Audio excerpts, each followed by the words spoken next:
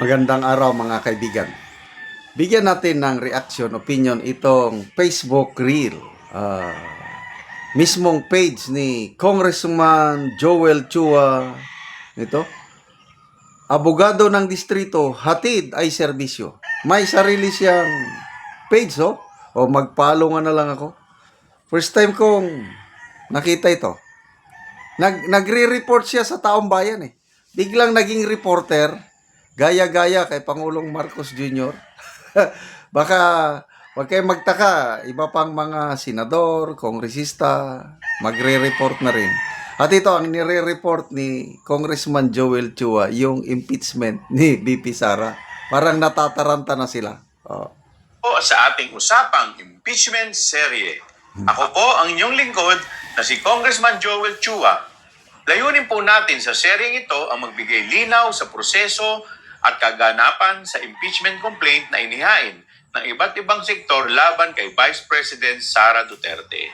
Sinimulan na ng Justice Committee ng Kamara ang pagtalakay sa 4 na impeachment complaints upang talakayin kung sufficient informed o sapat sa legal na pamantayan ang mga nasabing reklamo.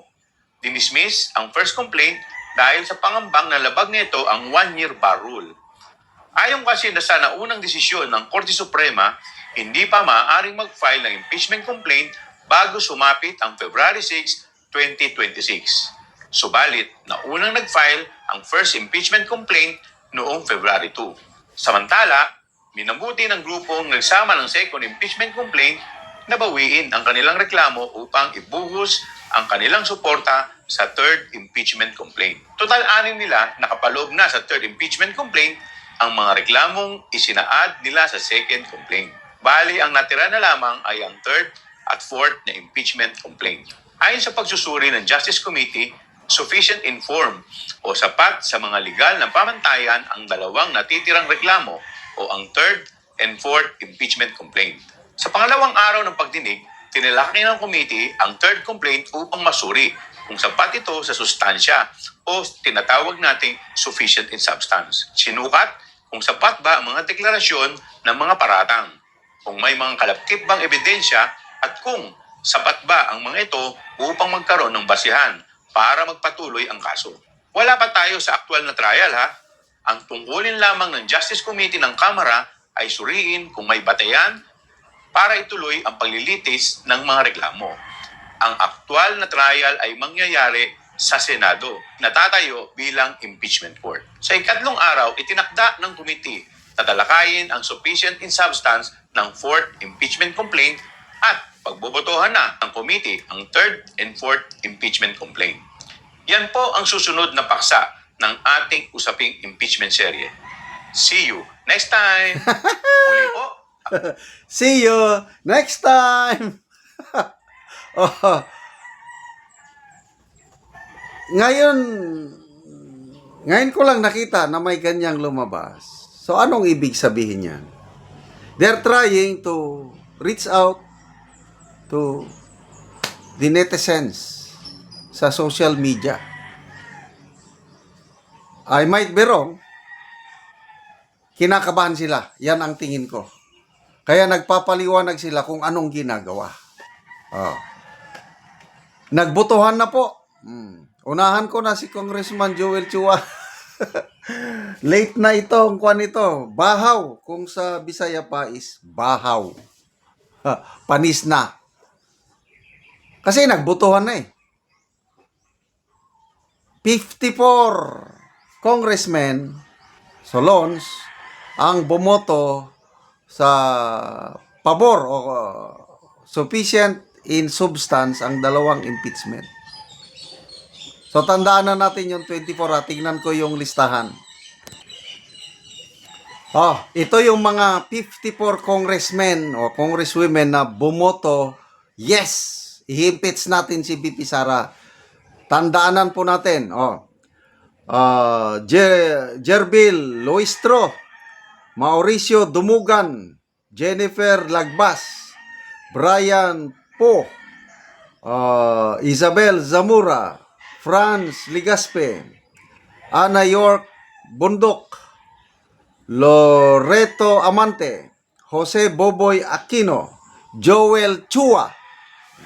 Kayong taga, anong district ba ito? Second or third district sa Manila. Tandaan nyo, Joel Chua, bumoto siya, pabor sa impeachment. Ernesto Junicia. Sandali kayo malit.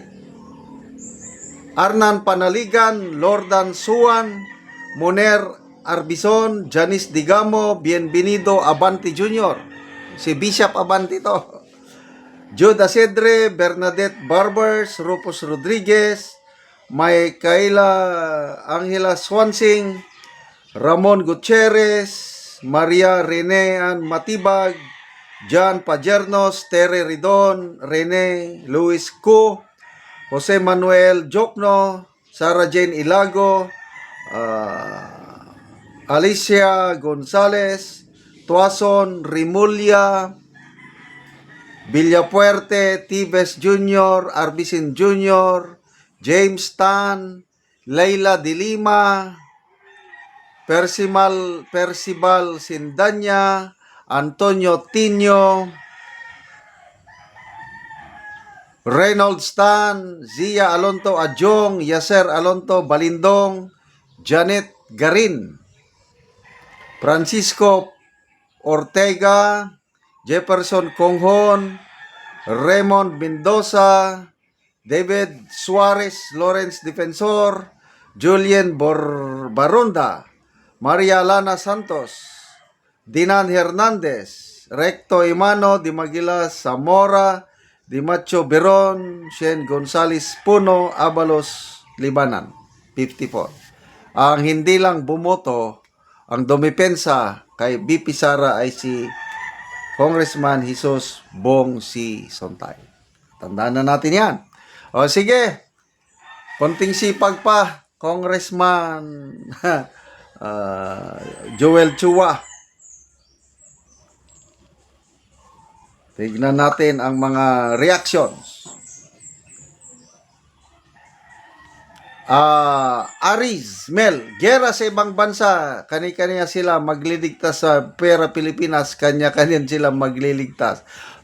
So, nagkakagera na, impeachment pa ang inasikaso. MJ Chico, yang usapang malita naman kung deny todo death siya kasi kasama siya sa listahan sa maleta. So, good luck, Congressman Joel Chua. Salamat mga kaibigan.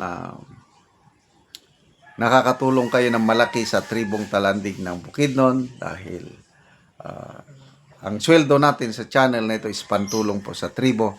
Namimigay tayo ng libreng yero at pako para makapagpatayo sila ng mas maayos na tirahan.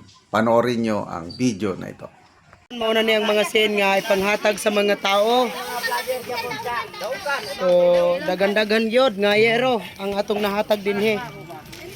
So, mauna ni sila ang mga tao nga taga-ano gero.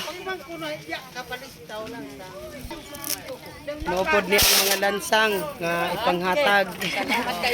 Mga lansang, mga yero. Kompleto gyud.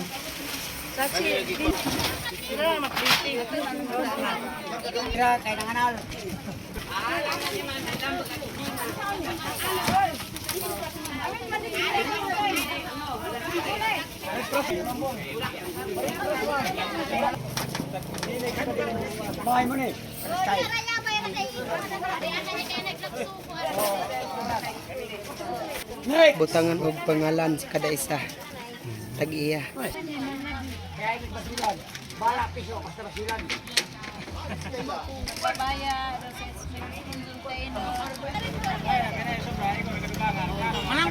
Magbahin-bahin na, modala na sa yang bahin ang kada isa.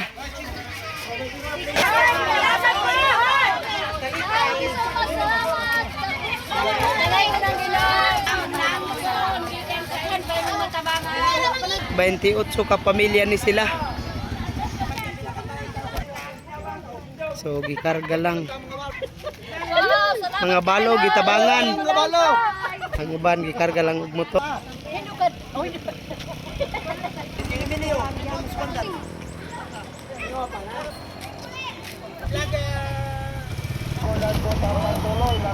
Hey, kisa bulik ko. Hoy.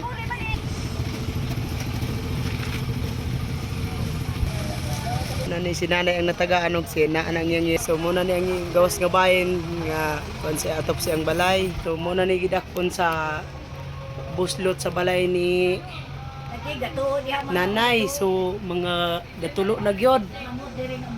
Kuan na gid karaan na gid ka. So nanay pila na ni katuig ang imong balay? 15. 15 na katuig. So pila na imong edad nanay? Iteto. 82 na ka. So balo na ka nanay. Nabalo na. Oo. Hindi naman katuig siya. Mm. Salamat. Salamat sa Diyos. Oo, nagpasalamat si nanay sa Ginoo nga tagaan siya. Sige, salamat nanay. Oh.